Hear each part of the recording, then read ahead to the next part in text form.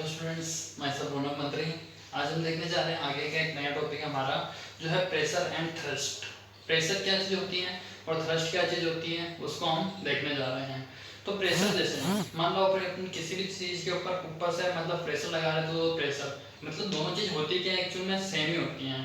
जैसे अपन क्या कर रहे हैं, किसी कागज़ को लेकर के इस बोर्ड पे इस तरीके से यहाँ चिपकाने की कोशिश कर रहे हैं तो प्रेशर लगा करके दबा करके ही चिपकाएंगे, तो दबाना प्रेशर लगाना बात एक ही हो गई। और थ्रस्ट वो भी चीज़ यही होती है कि जब अपन किसी चीज़ पे ऊपर से फोर्स लगा रहे हैं तो वो होता है थ्रस्ट। अब इनमें डिफरेंस क्या होता है, बहुत माइनर सा डिफरेंस होता है। अगर जैसे अपन ने क्या कर रखा है, पूरे कागज को यहाँ चिपका रखा है, तो पूरे कागज को यहाँ जब मैंने चिपका रखा है तो क्या है, पूरे कागज की वजह से इसके ऊपर जो फोर्स लग रहा है वो तो है थ्रस्ट। और पर्टिकुलर इसमें अगर अपन इसके छोटे छोटे टुकड़े कर दे, बहुत छोटे छोटे, तो उसमें से एक एक यूनिट पे जो मतलब एरिया की वजह से इस बोर्ड के ऊपर जो फोर्स लगेगा वो होता है प्रेशर। पर्टिकुलर एक यूनिट एरिया पे लगने वाला फोर्स प्रेशर होता है और टोटल एरिया के थ्रू लगने वाला जो फोर्स होता है वो क्या होता है हमारे पास, प्रेशर। ठीक है, तो ये इनमें डिफरेंस है, बाकी दोनों क्या होती है, एक ही चीज होती है। तो अपन स्टार्ट करते हैं, देखें। और उसके बाद उससे पहले एक टॉपिक और है हमारा, थ्रस्ट और प्रेशर इंपॉर्टेंट है। उससे पहले एक टॉपिक और है जो है weight of an object on the moon. कि भाई कोई भी ऑब्जेक्ट है उसका वेट मून पे अलग होगा, अपने अर्थ पे अलग होगा, दूसरा प्लेनेट पे चले जाए तो वो क्या होगा, अलग होगा। तो उनको समझने से, इसको समझने से पहले अपन एक बार ये चीज देख लेते हैं। तो weight of A object on the moon, किसी भी ऑब्जेक्ट का वेट मून पे कितना होगा, देखिए।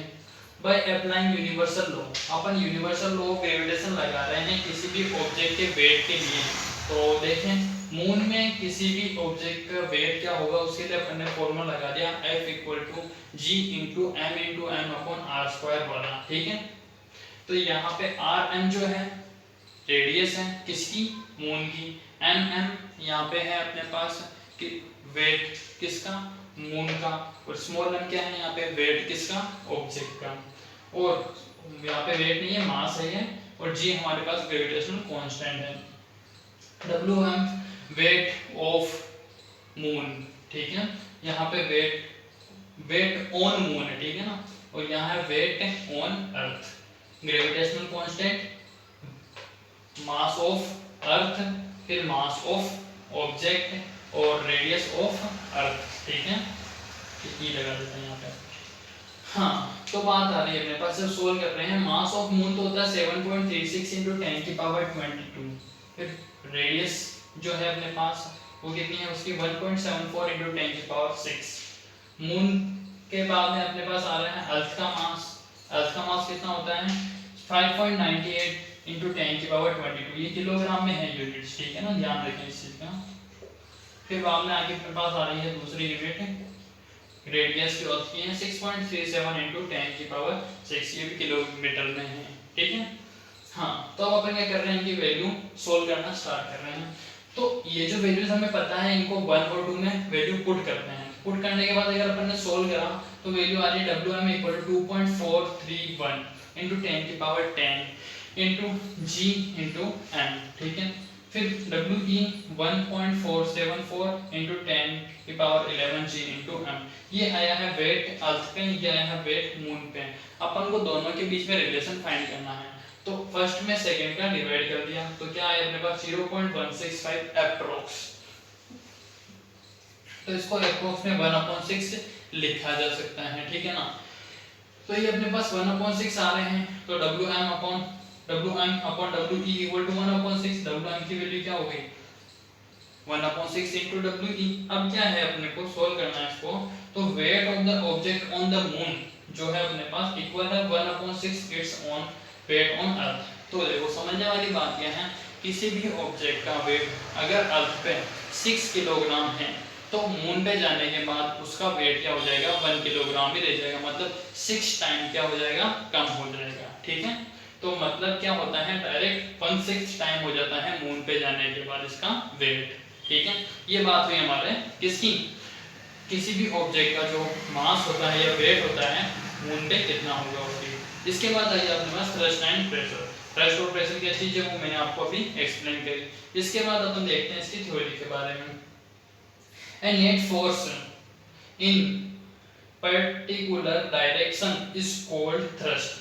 पर्टिकुलर एक ही डायरेक्शन में लगने वाला फोर्स जो होता है उसी को थ्रस्ट बोला जाता है। And force per unit area, force लगना है पर यूनिट एरिया, लेकिन एक यूनिट छोटे छोटे से यूनिट में जितना फोर्स लगेगा उसको बोलते हैं अपन प्रेशर। ठीक है, तो देखें the force acting on object perpendicular to the surface is called thrust. Object के जिस ऑब्जेक्ट पे फोर्स लग रहा है उसके परपेंडिकुलर अगर लग रहा है, परपेंडिकुलर फोर्स हो गया ना, तो परपेंडिकुलर जो लग रहा है उसको अपन बोलते हैं थ्रस्ट। और the effect of the thrust depends on area which it acts. और इसका इफेक्ट उस चीज पे डिपेंड करता है कि भाई ये एरिया जो है वहाँ पे किस एरिया पे इसको लगाया जा रहा है, मतलब कितना एरिया है कवर कर रहा है। ठीक है ना, जैसे कागज चिपकाना है, अगर कागज बड़ा है तो अच्छी तरीके से चिपकेगा, और कागज छोटा है तो खूब जल्दी मतलब फटाफट चिपकेगा और चिपकेगा, लेकिन उसके हटने के चांसेस भी जल्दी ही रहेंगे। फिर इसके बाद आ रहा अपने पास देखें the thrust on unit area is called pressure. Thrust के ऊपर एक यूनिट एरिया पे लगने वाला जो फोर्स होता है पर्टिकुलर एक एक यूनिट पे, उन्हीं को क्या बोलते हैं अपन प्रेशर। ठीक है, ये चीज मैंने आपको पहले ही बता दी। इसका फॉर्मूला होता है pressure equal to thrust upon area. ठीक है, फिर अपन सोल्व कर रहे हैं। ऐसा यूनिट क्या होती है इसकी, न्यूटन पर मीटर स्क्वायर या फिर न्यूटन इनटू मीटर की पावर -2। ठीक है, in honour of Blaise Pascal. Blaise Pascal के सम्मान में इसकी जो यूनिट दी गई उसको शॉर्ट में बोला जाता है पास्कल, और उस पास्कल को रिप्रेजेंट किया जाता है PA से। ठीक है, फिर अब इससे रिजल्ट क्या निकला है, the same force acting on a smaller area exert a larger pressure. यानी कि अगर अपन कम एरिया पे प्रेशर लगा रहे हैं तो वो प्रेशर कैसा होगा, ज्यादा होगा। अगर अपन ज्यादा एरिया पे प्रेशर लगा रहे हैं तो वो फोर्स क्या हो जाएगा, कम हो जाएगा। मतलब फोर्स और एरिया दोनों इक्वल नहीं हो सकते। एरिया ज्यादा होगा तो फोर्स ऑटोमेटिक कम हो जाएगा, और एरिया कम होगा तो फोर्स ज्यादा होगा। ठीक है, दिस इज द रीजन, यही कारण है कि नेल हैज यानी कि जो कील होती है हैज द पॉइंटेड टिप, उसका जो सिरा होता है आगे वाला वो कैसा होता है, बिल्कुल नुकीला होता है, जिससे कि उसको दीवार के अंदर अगर मतलब हथौड़ी से मार करके लगाया जाएगा तो वो आसानी से अंदर चली जाए।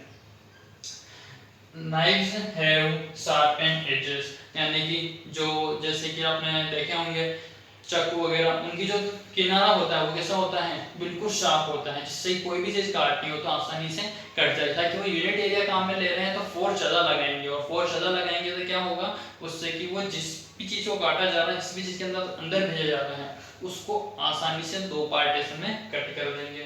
And buildings have wide foundation, और बिल्डिंग के क्या होते हैं, बहुत चौड़े फाउंडेशंस पाए जाते हैं। ठीक है, तो ये तो थी हमारे थ्रस्ट और प्रेशर की बात। तो यहाँ तक एक बार आप लोग अच्छी तरीके से कंप्लीट देख लें, कोई भी इश्यू हो, कोई भी डाउट हो वापस से जरूर पूछ लें। आज की क्लास हमारी यही ओवर होती है, आगे टॉपिक्स को हम आने वाली नेक्स्ट क्लास में डिस्कस करेंगे।